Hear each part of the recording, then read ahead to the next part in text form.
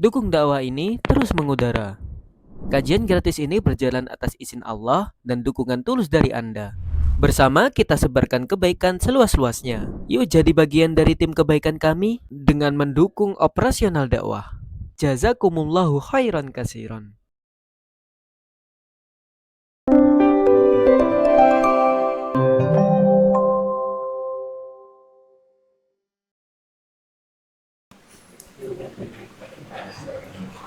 Bismillahirrahmanirrahim. Alhamdulillahi alamin. Allahumma salli wa sallim wa barik ala Muhammad wa ala ali Muhammad. Allahumma inna nas'aluka ilman nafi'a wa rizqan thayyiba wa amalan mutaqabbala. Allahumma sayyiban nafi'a. Allahumma sayyiban nafi'a. Allahumma sayyiban nafi'a. Allahumma shfi mardana. Allahumma arham mautana. Amin ya rabbal alamin. Alhamdulillah kaum muslimin rahimakumullah. Kita lanjutkan pengajian hadis dari kitab Al-Bulughah karya Ibnu Mulaqqin wafat 804 rahimahullah. Dan kita sudah masuk pada pembahasan tentang faraid. Karena itu mari kita mulai kajian malam ini dengan membaca dua ayat dari surat An-Nisa, yaitu ayat 11 dan ayat 12, karena ayat ini bicara tentang faraid. Monggo. A'udzu billahi minasy syaithanir rajim. Yusikumullahu fi auladikum lidzakari mithlu hadzil unthayain. Fa in kunna nisaa'an fawqa ithnatayn falahunna thulutha ma tarak. وإن كانت واحدة فلها النصف ولأبويه لكل واحد منهما السدس مما ترك إن كان له ولد فإن لم يكن له ولد وورثه أبواه فلأمه الثلث فإن كان له إخوة فلأمه السدس من بعد وصية يوصي بها أو دين. آباؤكم وأبناؤكم لا تدرون أيهم أقرب لكم نفعا فريضة من الله إن الله كان عليما حكيما. ولكم نصف ما ترك أزواجكم إن لم يكن لهن ولد فإن كان لهن ولد فلكم الربع مما تركن من بعد وصية يوصين بها أو دين.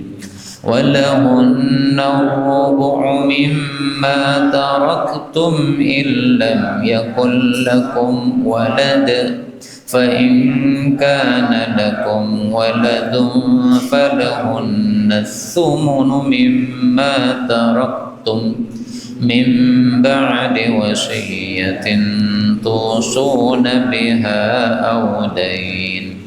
وإن كان رجل يورث كلالة أو امرأة وله أخ أو أخت فلكل واحد منهما السدس فإن كانوا أكثر من ذلك فهم شركاء في الثلث من بعد وصية يوصى بها أو دين غير مضار وصية من الله والله عليم حليم.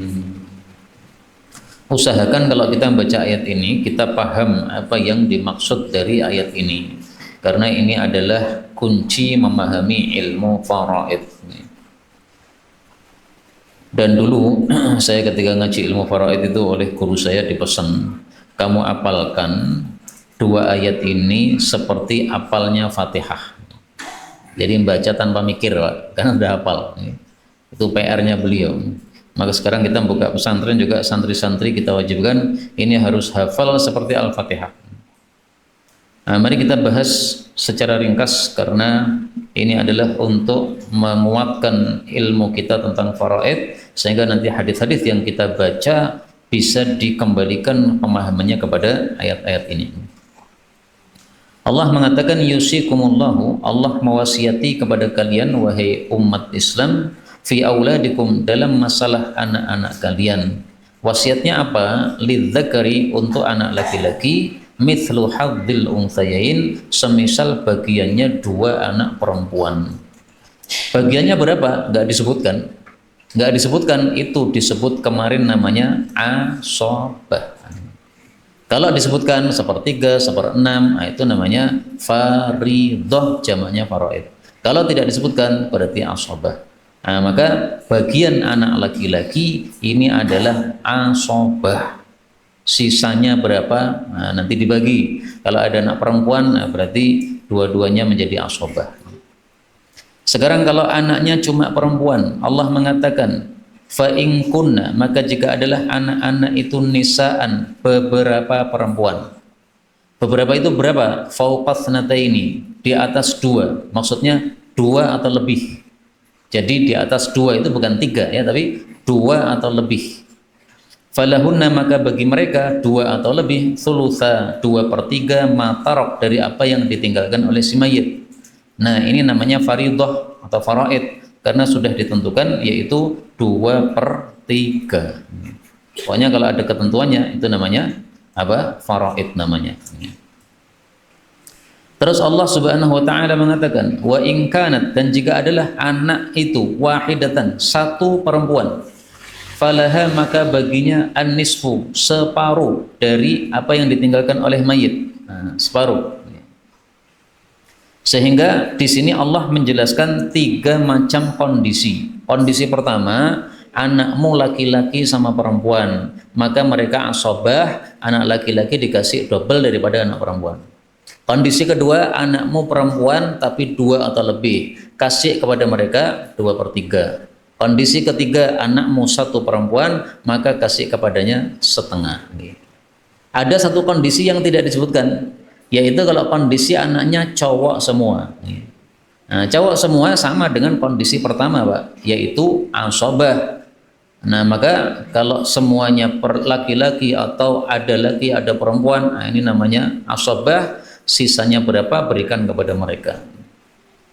Nah, terus kalau ada istilah asobah, berarti siapa saja yang dikasih selain anak, karena asobah kan sisa. Nah, yang dikasih selain anak adalah wali abawaihi, dan untuk kedua orang tuanya, bapak dan ibu. Likulli wahidin, untuk masing-masing minhuma, dari bapak dan ibu, mendapatkan as-sudusu, 1/6 mimma taraka, dari apa yang dia tinggalkan, dengan syarat ingkana lahu, jika si mayit memiliki waladun, anak. Wa fa illam yakun, maka jika tidak ada lahu bagi si mayit waladun, anak, wa warithahu, dan yang mewarisinya adalah abawahu, kedua orang tuanya, bapak ibu, fali ummihi, maka berarti untuk ibunya dikasih ats-tsuluts, 1/3. Untuk bapak enggak disebut, berarti bapak mendapatkan asobah. Berarti kondisi bapak ibu cuma ada 2. Kondisi pertama, saya mati, bapak ibu saya masih ada, dan saya tidak punya anak. Nah, berarti bapak ibu masing-masing dapat 1/6. Bapak saya 1/6, ibu saya 1/6. Terus kondisi yang kedua, ini kalau saya punya anak ya, sekarang saya punya anak. Kondisi yang kedua, saya tidak punya anak. Nah, berarti yang mendapatkan warisan adalah ibu 1/3, jatahnya naik, dari bisa jadi 1/6 menjadi 1/3. Nah, sisanya berikan kepada bapak. Maka kondisinya cuma 2 ini yang disebutkan oleh Allah Subhanahu wa taala untuk bagian bapak. Sekarang kalau bapak tidak ada, ibu tidak ada, kemudian anak juga tidak ada. Karena ahli waris itu kan ada atas, ada bawah, ada samping. Nih. Atas tidak ada, bawah tidak ada, berarti yang mewarisi adalah yang samping. Istilahnya hawashi, samping. Nah, Allah mengatakan, fa in kana lahu ikhwatun, kalau dia itu memiliki saudara-saudara. Yang dimaksud saudara-saudara ini adalah laki-laki dua atau lebih. Fali ummihi sudus, maka untuk ibunya mendapatkan 1/6 mim ba'di wasiyati yusi biha audain. Nah, ini masih membahas tentang ibu lagi. Jadi kalau saya mati memiliki keluarga samping, yaitu saudara atau saudari, maka ibu saya mendapatkan jatahnya 1/6. Terus sisanya berarti siapa? Bapak tadi. Karena tidak disebutkan, berarti sisanya kembalikan kepada bapak. Sampai di sini sudah selesai. Adapun kalimat berikutnya ini hanya tambahan. Aba'ukum, bapak kalian, abna'ukum, anak kalian, la tadrun, kalian tidak tahu, ayyuhum, siapa dari mereka, aqrabu lakum naf'a, yang paling dekat memberikan manfaat kepada kalian. Sehingga kalau dikasih jatah oleh Allah seperti ini, nggak usah komentar, nggak usah komplain, terima saja. Karena Allah yang lebih paham siapa yang paling manfaat untuk kita. Faridatan minallah, itu adalah kewajiban dari Allah, tidak boleh diubah-ubah. Innallaha kana aliman hakima, sesungguhnya Allah Maha mengetahui, Maha bijaksana. Berarti pembagian ini sudah berdasarkan ilmu dan kebijaksanaan. Maka pada ayat yang pertama ini sudah dibahas jatahnya anak dari mulai lidzakari sampai dengan falahan nisaf. Ini jatahnya anak, Pak. Saya kasih tanda merah ini. Kemudian pada kalimat berikutnya ini adalah jatahnya bapak dan ibu. Ini saya kasih tanda warna yang lain supaya tergambar. Jadi separuh ayat pertama bicara masalah anak, separuh ayat kedua bicara masalah bapak dan ibu. Sekarang ayat berikutnya ayat 12. Allah bicara jatah suami istri. Walakum, dan bagi kalian para suami, mendapatkan nisfu, separuh, ma taraka azwajukum, apa yang ditinggalkan oleh istri-istri kalian, dengan syarat illam yakul lahunna waladun, jika istri tidak punya anak.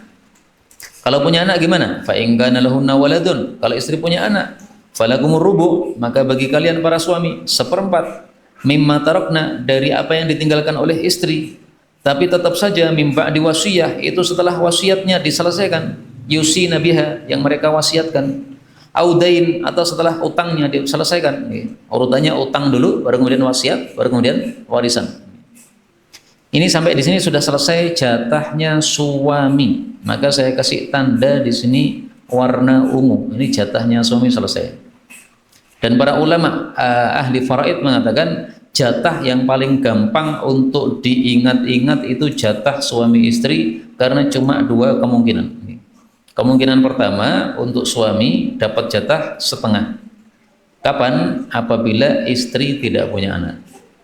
Nah, kalau istri punya anak, jatahnya suami berarti turun menjadi 1/4.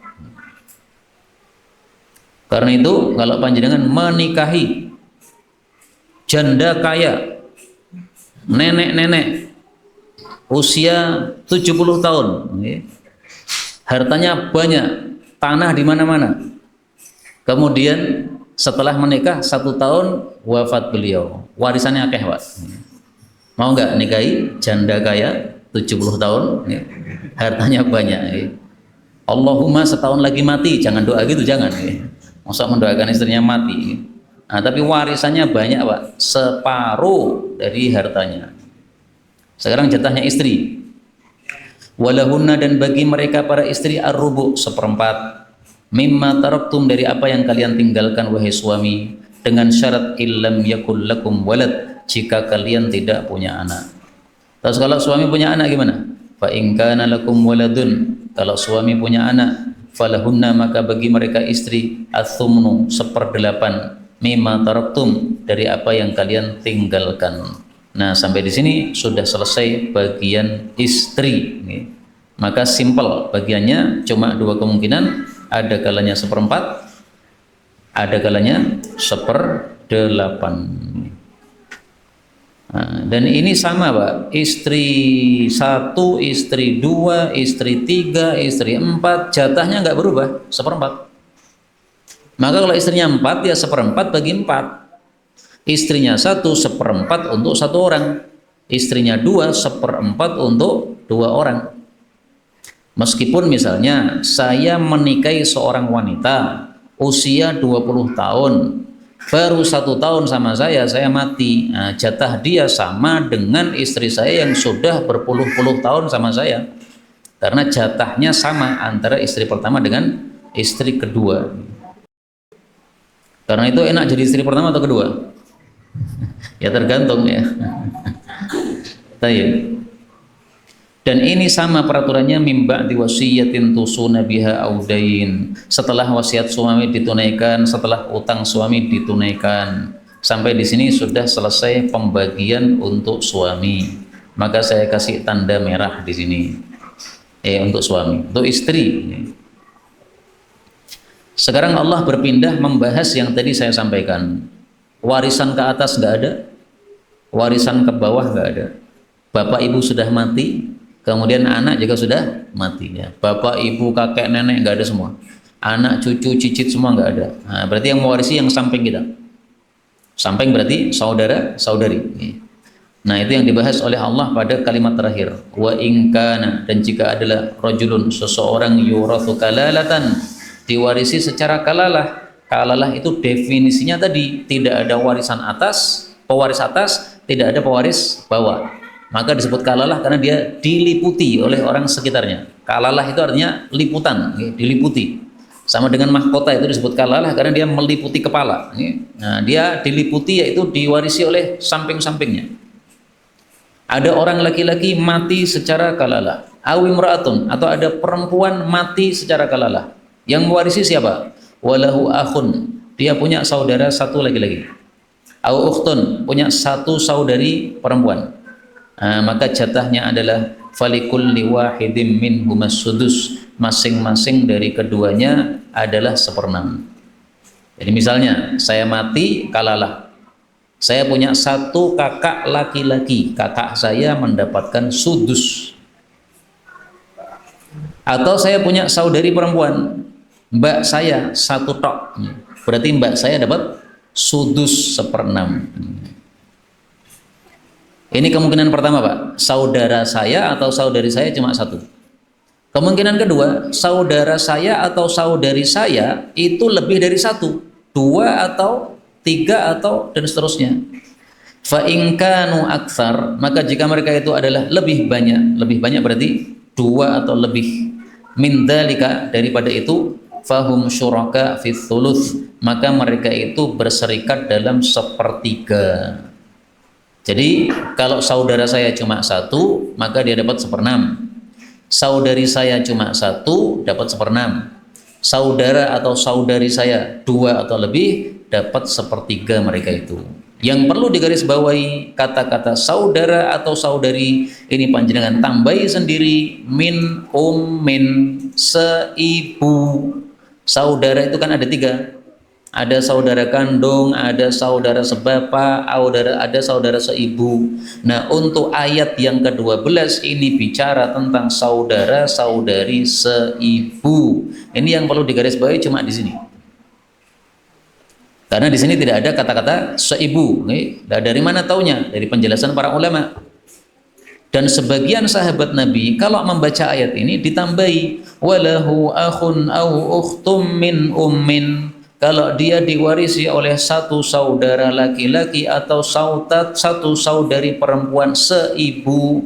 Tapi tambahan ini jangan dibaca Pak. Karena ini namanya qiraatun syadzah. Bacaan yang tidak mutawatir, nggak boleh dibaca. Untuk tafsir silahkan, tapi untuk bacaan nggak boleh. Nah, maka untuk kalimat terakhir ini bicara tentang warisan bagi saudara atau saudari seibu. Maka ini saya kasih tanda merah lagi ya, tanda warna yang lain lagi ya, supaya diketahui pembagiannya itu. Nah sekarang muncul pertanyaan, kalau begitu saudara dan saudari sekandung dan sebapak jatahnya berapa?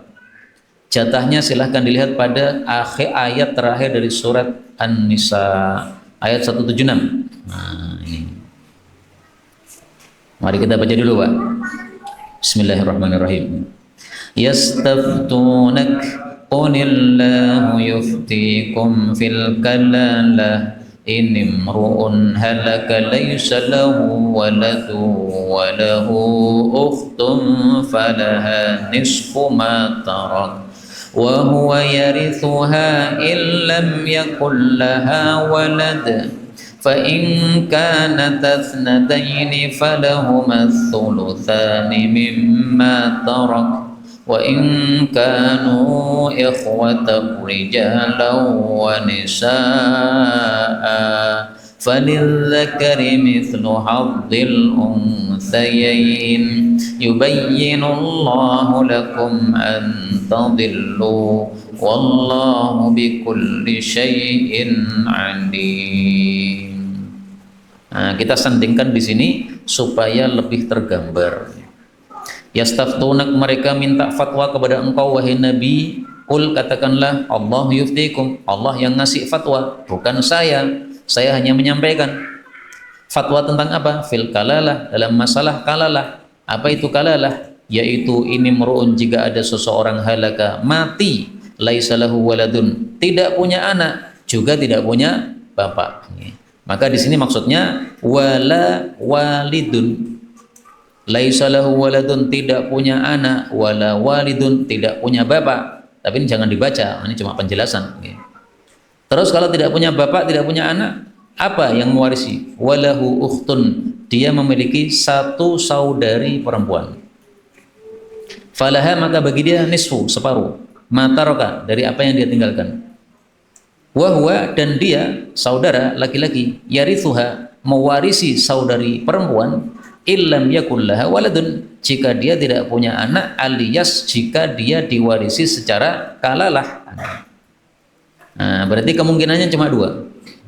Saya mati, yang mewarisi adik saya perempuan atau kakak saya perempuan, satu tok, maka dia dapatnya setengah. Kalau dibalik, yang mati bukan saya, tapi adik saya perempuan tadi, atau kakak saya perempuan tadi, yang mewarisi saya tok laki-laki, berarti yarithuha, mewarisi dia, alias mewarisi total. Adik saya mati dan dia diwarisi kalalah, saudarinya cuma saya sendiri, maka harta dia 1 triliun misalnya, saya warisi semuanya 1 triliun, langsung kaya. Karena itu kalau punya saudari dan dia diwarisi secara kalalah dan dia kaya, itu saudaranya bisa cepat kaya, Pak.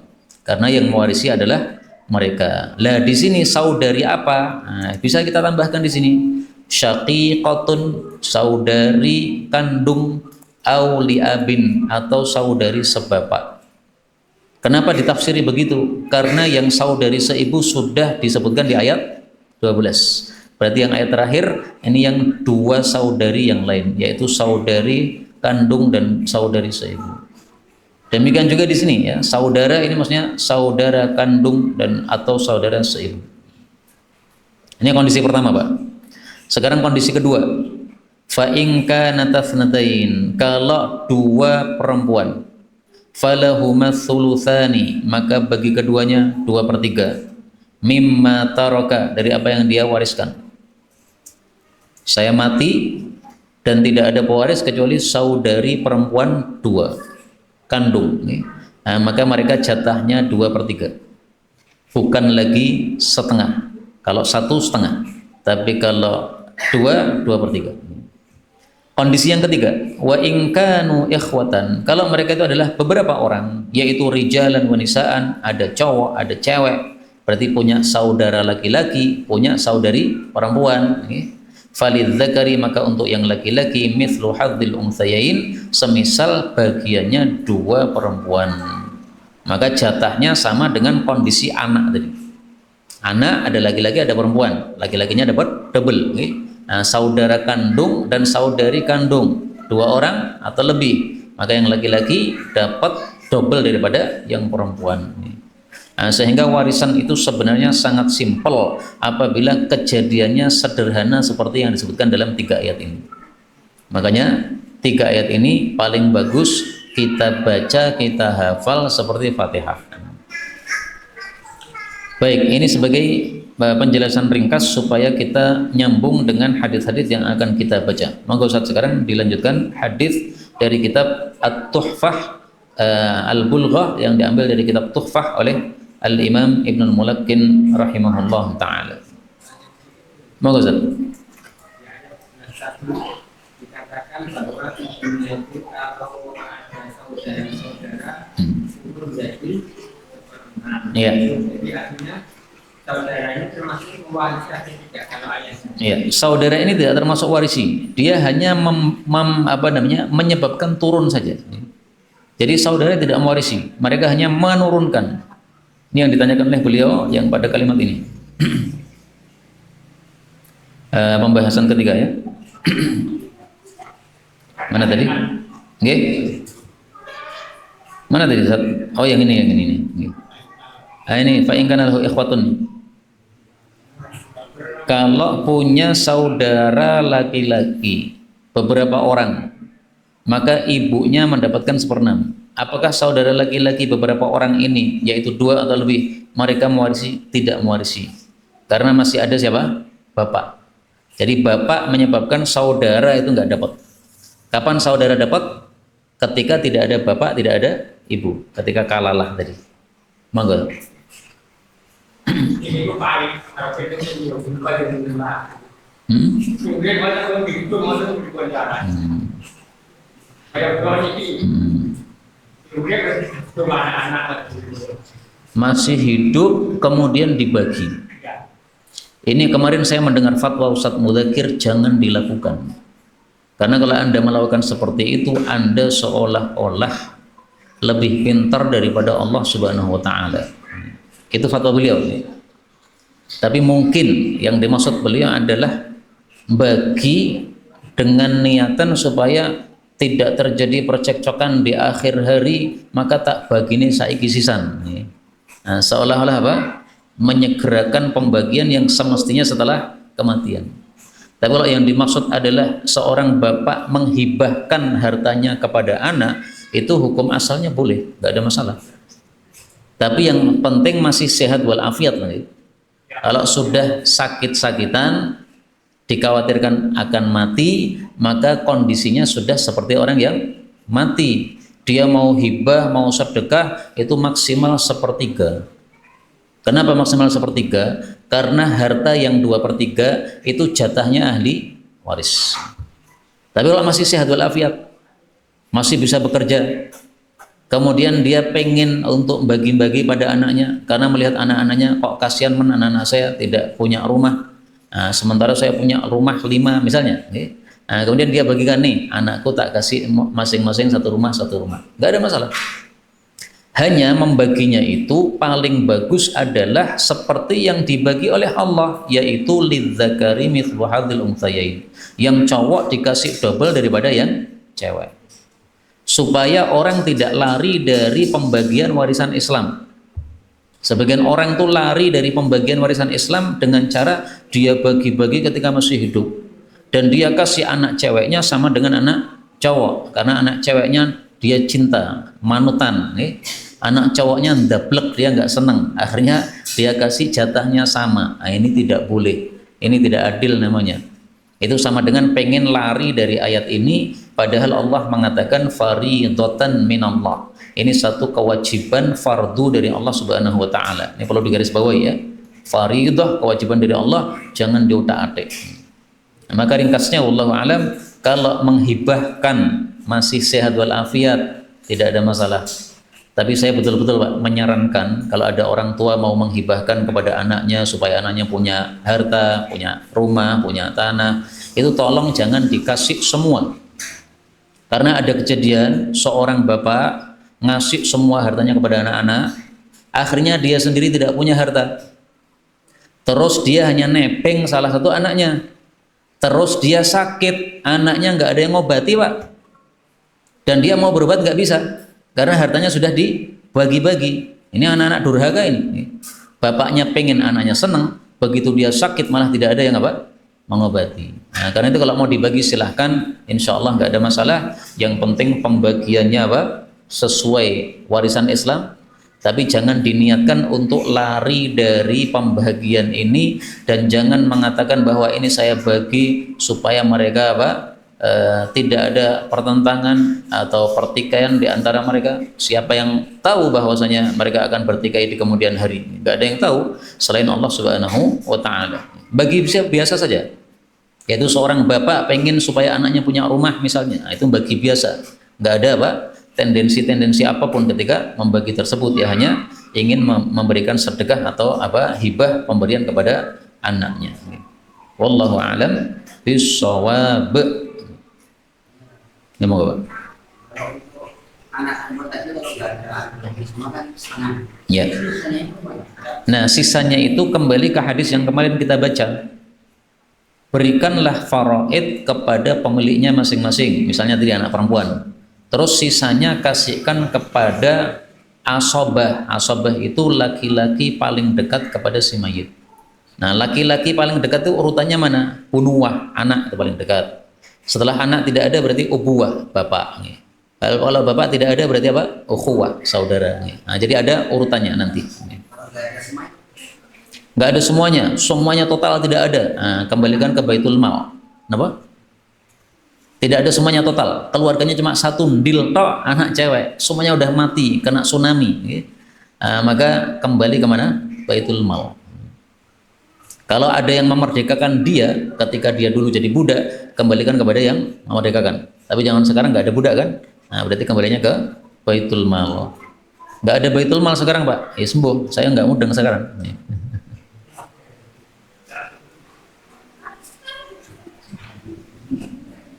Cukup atau ada lagi? Kalau cukup kita baca hadisnya, monggo. Bismillahirrahmanirrahim. Wa ana as'ala radhiyallahu anhu. Anna Nabiya sallallahu alaihi wasallam qala inna walada sunnah Riwayatnya dari siapa, Ustaz? Aisyah. Karena yang meriwayatkan ini sangat banyak. Salah satunya Ibnu Umar, salah satunya Aisyah. Nah, karena ini yang ditampilkan oleh beliau yang Aisyah, saya tampilkan yang Aisyah. Dari Aisyah radhiyallahu anha, Rasul sallallahu alaihi wasallam bersabda, "Innamal wala, tiada lain wala itu liman a'taq, bagi orang yang memerdekakan budak." Apa wala itu? Al-wala'u rabitatun bainal mu'tiqi wal mu'taq. Wala itu adalah hubungan antara orang yang memerdekakan dengan orang yang dimerdekakan. Jadi misalnya saya punya budak, kemudian saya merdekakan. Nah, ini saya punya hubungan sama dia. Hubungannya disebut apa? Wala. Makanya Nabi mengatakan wala itu hanya untuk orang yang memerdekakan. To'til, nggak ada yang lain. Terus kenapa ini dimasukkan dalam faraid, dalam warisan? Dimasukkan dalam warisan adalah kalau ada budak yang sudah dimerdekakan, kemudian dia mati dan tidak punya ahli waris, maka yang mewarisi adalah yang memerdekakan. Seperti yang Pak Panjenengan tanyakan tadi, okay? Ada orang mati tidak ada ahli warisnya, atau ada ahli warisnya satu tok, perempuan, anak perempuan satu, dia dapat setengah, keluarga yang lain semuanya nggak ada, total nggak ada, kena tsunami semua. Okay? Maka siapa yang memerdekakan dia dulu ketika menjadi budak, itulah yang mewarisi asobah atau sisanya. Saya berarti, karena saya yang memerdekakan dia. Kalau saya sudah mati juga, bisa turun kepada anak saya, ya, mewarisi wala yang saya miliki. Okay? Kalau saya pun juga sudah tidak ada lagi, maka kembali ke Baitul Mal. Itu kaitannya antara wala ini dengan kitab bab tentang pembagian warisan. Nah, di sini ada kata-kata tiada lain wala itu cuma untuk yang memerdekakan. Berarti tidak ada wala yang kedua. Tapi sebagian ulama mengatakan ada wala yang kedua. Al-wala bil Islam. Wala dengan sebab masuk Islam. Saya kenalan dengan orang kafir. Kemudian saya kasih tahu dia tentang ajaran Islam. Dia tertarik, akhirnya dia masuk Islam. Saya yang mengislamkan. Nah, sebagian ulama berpendapat orang yang mengislamkan orang kafir itu dia memiliki walanya. Nah, sehingga kalau si kafir tadi yang sudah masuk Islam, dia mati, kemudian tidak ada ahli warisnya, maka berarti yang mewarisi adalah yang mengislamkan. Tapi pendapat ini ditolak oleh Imam Bukhari karena Rasulullah bersabda, tiada lain wala hanya untuk yang memerdekakan, nggak ada wala yang nomor 2 lagi. Tapi yang mengatakan bahwa yang mengislamkan punya hak juga ada dalilnya, Pak. Nih saya tampilkan dalilnya. Hadisnya diriwayatkan oleh Al-Imam Abu Dawud. Ya Rasulullah, apa sunnahnya kalau ada seseorang masuk Islam dengan sebab orang lain?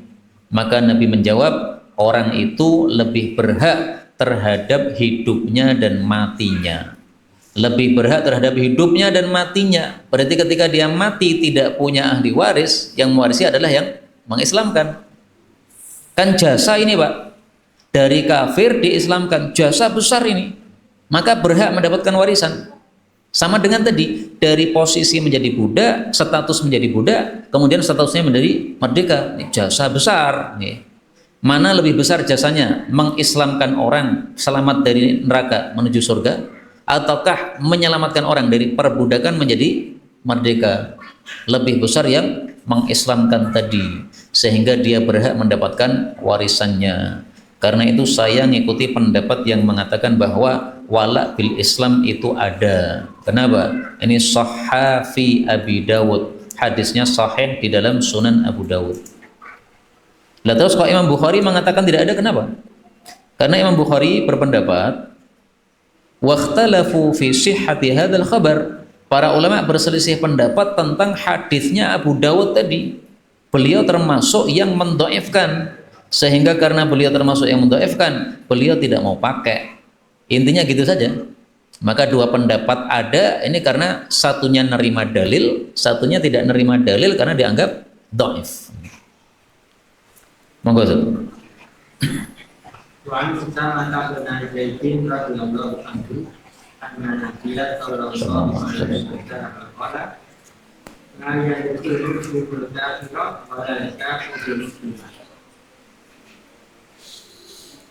Dari Usamah bin Zaid, Nabi sallallahu alaihi wasallam bersabda, la yarithu, tidaklah mewarisi al-muslimu, orang muslim, al-kafiru, terhadap orang kafir, walal kafiru, tidak pula orang kafir, al-muslima, terhadap orang muslim. Jadi kalau panjenengan punya tetangga muslim tapi dia seorang diri, Pak, keluarganya semuanya apa? Kafir. Nah, kalau dia mati, itu warisannya tidak diwarisi oleh keluarganya karena mereka kafir. Lah terus yang mewarisi siapa? Tadi hadisnya, ahaqqu bimahyahu wa mamatihi. Yang paling berhak itu adalah yang mengislamkan. Nah, tanya dulu, siapa yang mengislamkan itu? Oh, yang mengislamkan adalah Pak Imam, Imam Masjid nih. Nah, warisannya semuanya dimiliki Pak Imam Masjid. Maka kalau pengen kaya, Pak, bisikilah orang kafir yang kaya supaya dia masuk Islam. Nanti dia mati dalam keadaan muslim, semua keluarganya kafir, panjenengan paling berhak mendapatkan warisannya. Tapi di Indonesia susah kayak begitu. Mesti mereka sudah bagi dulu. Panjenengan bilang kalian tidak berhak, mereka nggak peduli. Oh, ini keluargaku. Sekarang di Indonesia. Tapi seandainya pakai apa syariat Islam, panjenengan yang mewarisi. Sebaliknya juga orang muslim tidak mewarisi dari orang kafir. Bapak mati dalam kondisi kafir, anak-anak yang Islam hanya ngemut jari, nggak ada jatah. Nah, kalau dikasih gimana? Nah, wallahu a'lam. Kalau dikasih gimana? Tapi yang jelas dia tidak berhak untuk mendapatkan warisan. Karena itulah para ulama mengatakan, wa yamna'u asy-syakhsa minal mirathi wahidatun min ilalin thalathi. Mencegah seseorang dari mendapatkan warisan salah satu dari 3 sebab. 3 sebab apa saja? Qatlun wa riqqun wa ikhtilafu dini fafham falaysa asyakku kal yaqini. Yang pertama adalah qatlun, membunuh. Seorang anak naik motor ngebut nabrak orang. Begitu dilihat, loh bapakku dewe yang tak tabrak ini. Bapaknya mati, yang anak tidak dapat warisan. Kenapa? Kamu nabrak bapakmu. Jadi matinya gara-gara kamu, maka kamu gak dapat warisan. Maka jangan ngebut-ngebut kalau apa? Sampai nabrak orang. Ngebut gak apa-apa, tapi jangan nabrak. Yang kedua, warikun dan budak. Bapaknya merdeka, mati, anaknya budak, nggak dapat apa-apa. Yang ketiga, wakhtilafu dini, dan beda agama. Beda agama maksudnya Islam sama non-Muslim. Bapaknya Yahudi, anaknya Muslim. Nah, ini beda agama. Kalau bapaknya Yahudi, anaknya Nasrani, ini sama agama kafir. Fafham, maka pahamilah, farisa syakku kal yakini, maka yakin itu tidak sama dengan ragu-ragu. Nah, supaya tidak ragu-ragu, maka pahamilah masalah ini. Ini penjelasan para ulama ya. Ini disebut nazam. Nazam itu satu ungkapan syair yang diungkapkan dalam rangka untuk memudahkan ilmu. Maka di sini belakangnya sama ya. Mirathi, salasi, dini, kal yaqini. Nah, ini supaya apa? Untuk memudahkan penghafalan ilmu tersebut. Monggo Ustaz. Kitabul Wasaya, kitab tentang wasiat-wasiat. Apa yang dimaksudkan wasiat? Nah, mari kita lihat di dalam kitab namanya Mu'jam Lughatul Fuqaha. Nanti akan diberitahukan apa definisi dari al-wasiyatu. Beliau mengatakan al-wasiyatu, yang jamaknya adalah wasaya, itu definisinya tamlikun lil ghairi, memberikan kepemilikan kepada orang lain terhadap satu harta, mudhafun lima ba'dal maut, yang itu dilakukan setelah mati. Saya mengatakan kepada seseorang, kalau saya mati, maka mobilku yang di garasi itu milik kamu. Nah, itu berarti namanya apa? Wasiat. Kenapa? Karena saya permilikkan mobil itu, tapi setelah mati saya. Kalau saya belum mati, mobilnya bukan milik Anda. Tapi kalau saya sudah mati, milik Anda. Itu namanya wasiat. Nah, ini jamaknya adalah wasaya. Monggo, Ustaz.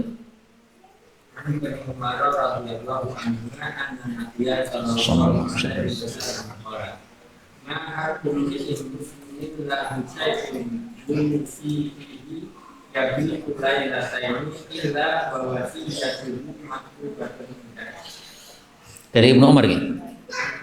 Ya, dari Ibnu Umar radhiyallahu anhuma bahwasanya Rasul sallallahu alaihi wasallam bersabda, "Ma haqqum ri'in, tidaklah berhak seorang laki-laki muslim yang muslim, lahu syai'un, yang dia memiliki sesuatu, yusifihi, yang dia ingin berwasiat padanya."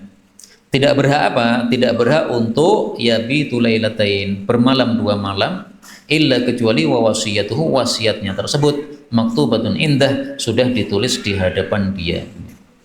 Ini hadis bicara tentang wasiat, berbeda dengan wasiat yang tadi saya sebutkan. Kalau wasiat yang tadi saya sebutkan, ini berkaitan dengan warisan tadi. Kalau wasiat di sini, ini lebih umum lagi, Pak. Tidak hanya berkaitan dengan apa? Warisan. Berkaitan dengan hutang piutang misalnya, berkaitan dengan pendidikan anak dan sebagainya. Ini mencakup semuanya. Karena itu ringkasnya al-wasiyatu nau'an. Wasiat itu ada 2. Yang pertama adalah sunnah, yang hukumnya sunnah. Yang kedua adalah wajib, yang hukumnya wajib. Para ulama mengatakan hukum asal semua wasiat itu sunnah, tidak wajib. Jadi panjenengan mati tidak meninggalkan wasiat apa-apa itu enggak dosa, karena hukum asalnya sunnah. Tapi kalau panjenengan berwasiat kepada anak-anak, bagus, karena dilakukan oleh para nabi-nabi. Wa wassa biha Ibrahimu banihi wa Ya'qub.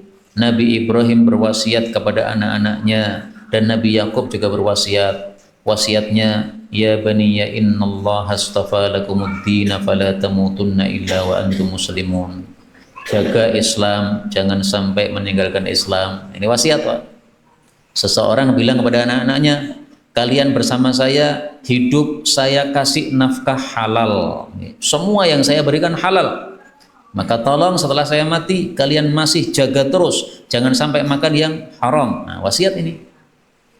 Wasiat lagi, nanti kalau saya mati sepertiga harta saya diberikan kepada pesantren sana, itu wasiat ya. Nah, maka macam-macam wasiat itu hukumnya adalah, hukum asalnya adalah sunnah. Ada wasiat yang wajib. Kapan wasiat menjadi wajib? Ketika kita punya kewajiban terhadap seseorang yang tidak ada yang mengetahuinya selain kita. Nah, itu wajib untuk berwasiat ditulis. Misalnya, saya punya utang kepada seseorang, nggak ada yang tahu kecuali saya. Istri nggak tahu, nggak ada saksi ya. Nah, maka kalau tidak ada saksi, tidak ada yang tahu, saya harus nulis supaya nanti kalau saya mati masih meninggalkan utang, utangnya itu bisa dilunaskan. Karena kalau tidak dilunaskan bahaya. Semestinya setelah mati kan masuk surga rohnya itu. Nah, rohnya itu belum diizinkan masuk surga, masih ditahan oleh Allah Subhanahu wa taala. Yang lain-lain sudah menikmati kenikmatan surga, ini masih ditahan gara-gara belum lunas utangnya. Maka menjadi wajib gara-gara hal tersebut. Nah, maka kondisi wajib cuma satu ini ya. Kalau dia menanggung suatu kewajiban dan dia belum tunaikan, sementara tidak ada yang tahu selain dirinya. Nah, maka ini wajib dia untuk menuliskan wasiat tadi. Maka di sini Nabi mengatakan tidak berhak tidur 2 malam. Ini bukan berarti tidak berhak betul-betul alias haram, tidak ya. Tapi kurang utama kalau kamu itu sebenarnya pengen menulis wasiat, kemudian 2 malam belum ditulis-tulis, ditunda-tunda sampai 2 malam, nggak bagus seperti itu. Segera ditulis supaya nanti tiba-tiba mati sudah ada wasiatnya. Mari kita masing-masing berwasiat untuk anak-anak kita supaya mereka menjaga Islam sebagaimana dikatakan oleh Nabi Ibrahim dan Nabi Yakub, wala tamutunna illa wa antum muslimun. Boleh juga kita berwasiat yang rinci-rinci ya. Jaga sholat jamaah 5 waktu ke masjid, jaga membaca Quran setiap hari misalnya, atau membaca 1 juz setiap hari. Nah, ini wasiat-wasiat yang baik untuk generasi setelah kita. Ini yang dapat disampaikan betul dari Allah. Kalaupun ada salahnya fa astaghfirullahaladzim li wa lakum walhamdulillahi rabbil alamin. Dukung dakwah ini terus mengudara. Kajian gratis ini berjalan atas izin Allah dan dukungan tulus dari Anda. Bersama kita sebarkan kebaikan seluas-luasnya. Yuk jadi bagian dari tim kebaikan kami dengan mendukung operasional dakwah. Jazakumullahu khairan katsiran.